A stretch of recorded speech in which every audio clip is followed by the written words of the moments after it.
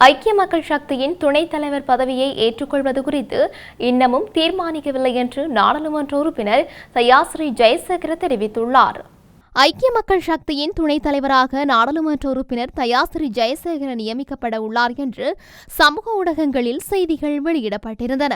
இந்த தகவல் குறித்து தயாஸ்ரீ ஊடகங்களுக்கு விளக்கம் அளித்துள்ளார். எவ்வாறெனினும் ஐக்கிய மக்கள் சக்தியில் இணைந்து கொள்ளுமாறு கட்சியின் தலைவர் சஜித் பிரேமதாச தமக்கு அழைப்பு விடுத்திருந்தார் எனவும் அது குறித்து இன்னமும் தீர்மானிக்கவில்லை எனவும் தயாஸ்ரீ குறிப்பிட்டுள்ளார். கடந்த 2024 ஆண்டில் நடைபெற்ற பொதுத் தேர்தலில் தயாஸ்ரீ ஜெயசேகர ஐக்கிய மக்கள் சக்தியின் சார்பில் போட்டியிட்டு வென்றிருந்தார் என்பதும் குறிப்பிடத்தக்கது. இதன்போது ஸ்ரீலங்கா சுதந்திர கட்சியின் உறுப்பினராக இருந்து கொண்டே ஐக்கிய மக்கள் சக்தியின் சார்பில் போட்டியிட்டிருந்தார். ஐக்கிய மக்கள் சக்தி கட்சியில் பல்வேறு மறுசீரமைப்பு நடவடிக்கைகள் குறித்து பேசப்பட்டு வரும் நிலையில் தயாஸ்ரீயின் நியமனம் குறித்து தகவல் வெளியாகியுள்ளமையும் சுட்டிக்காட்டத்தக்கது.